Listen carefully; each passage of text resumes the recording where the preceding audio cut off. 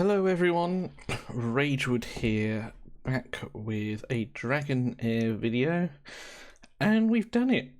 The Squid Games are over, the Season 3 boss has now died, and we have collected our rewards. Now, this has actually died a little over a week. I think it's 8 or 9 days we still have left on our server before reset. If it actually resets then. And yeah, killed it super early, but I guess that's what happens when you merge two massive servers together. So where did I finish? So I've sort of covered up my score here with my face at the moment. Normally I would be that side.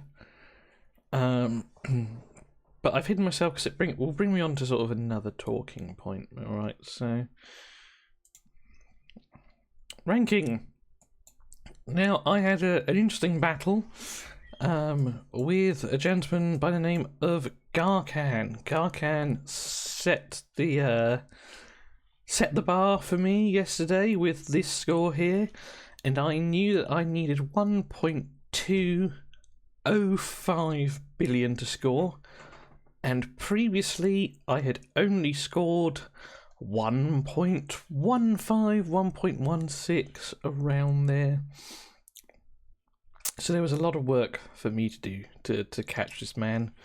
I decided to open sort of 30 dice, just to pray for a miracle, something that would help. And I did pull a Twitch, which was great for me. It meant I could swap my Larari for Twitch. That sort of change gained me 8 million on my poison team. So there were a few things like that. I gained little increments everywhere. And then my wild team, with the help of Gorax and chatting to him, I managed to get my team up to 188 million, which got me over the bar, as you can see, and allowed me to finish in the top 10. So yeah, an extra 10k Clepsydra here. It's great. Not going to complain about that. So that brings me on to another talking point, I suppose, and I had a big old conversation with someone in my alliance earlier about this, and it's to do with Vortex.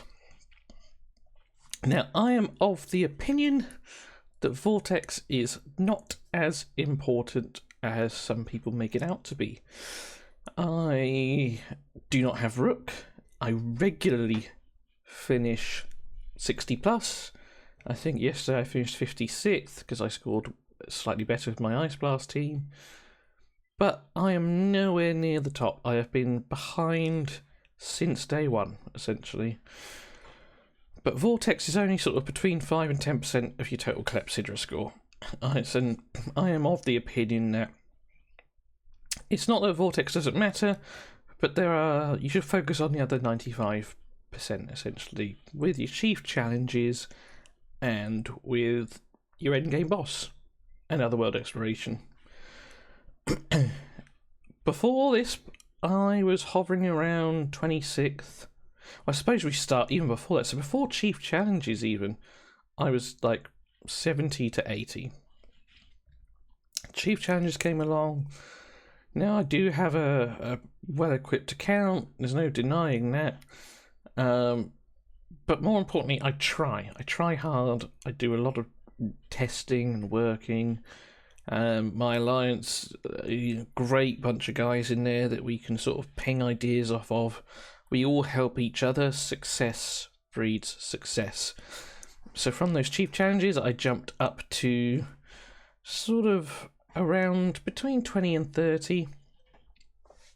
Then the other world exploration comes around, 15 teams. Everyone had 15 teams. And so, yeah, I was sort of sat around 26th as before this boss fight ended. And me finishing in that top 10, it took me like 3 or 4 hours of playing trying to get that wild team over the bar. But in doing so, that extra 10k jumped me 15 places. 15. That's a huge jump, that extra 10k. And putting me at 11th. Would I have liked to finish in the top 10? Absolutely. But it's only 3 dice and 200 worm arrow, which is like 20 quid. Like, it's not the end of the world. But from an ego perspective, considering I finished 27th last season and we've had a server merge, like, being able to finish top 10 would have been great. But that doesn't take away from what I've achieved now, essentially. So super, super happy with sitting 11th place at the moment. And so it just goes to show, Vortex is not the be-all and end-all. Every one of these guys above me has a rook. A lot of these people below me have a rook. You know, they're all scoring very high on the Vortex board. I know Park Sumaya runs Ice Blast, but yeah, a lot of people score way higher on me in Vortex. But, say, focusing on that other 90% has allowed me to get to 11th place right now.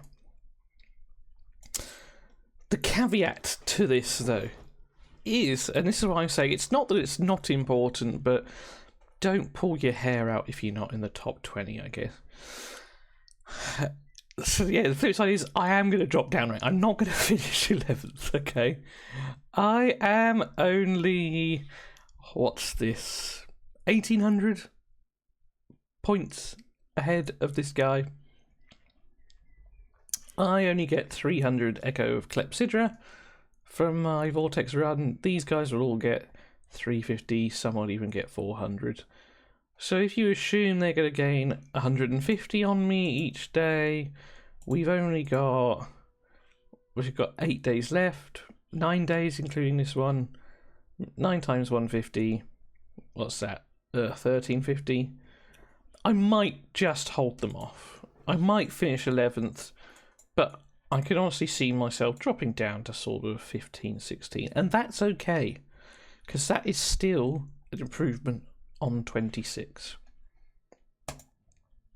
So, and that's kind of, it's a short and sweet video today. That's kind of all I really wanted to sort of talk about, I guess. You know, especially to players who have not joined Season 3 yet, who don't necessarily get a rook, you know, don't worry about it. 75th. 75 people do better than me on Vortex daily, but there are not 75 people ahead of me anymore on the leaderboards. There's only 10. So say, don't lose heart, boys and girls. You know, work hard, even if, you know, if your account isn't as well equipped as mine, like, you know, I guess 90% of the people playing this, then yes, Vortex will play an important role, and you know, try and score as high as possible. But let's say, you know, don't farm gear early on. You know, stay in goblins, stay in your domains, level up those people, get prepared for the cheap challenges, because the more heroes you have access to, the more you can play and tinker and build better teams. Gear sets, I only have like maybe 10, maybe less than that, 11, and I added these 4. These 4 came in when this last boss came in. Before that, I had 1, 2, 3, 4, 5, 6. I had 6 gear sets, because you're only ever going to need 3 damage pieces, a damage and an accuracy piece, a heal set, and a tank set. So I didn't bother staying in the gear. Like, people are pushing Vortex all season long. I've been working on heroes. Just leveling everyone up that I was possibly going to use. I didn't end up running corrosion against the Squid, but I had it there as an option. So there we are. That's kind of all I had to say, really. Look after yourselves, guys. I will probably be putting out another video later on. There have been the Season 4 heroes have had their skills leaked. And some of them look awesome. So I might talk about a few that I think are gonna do particularly well next season. I don't know when that will drop. I might film it today, release it tomorrow, something like that. So yeah, take it easy, look after yourselves, work hard, but as always, play harder, and you too might be able to finish in the same position I have. Cheers now.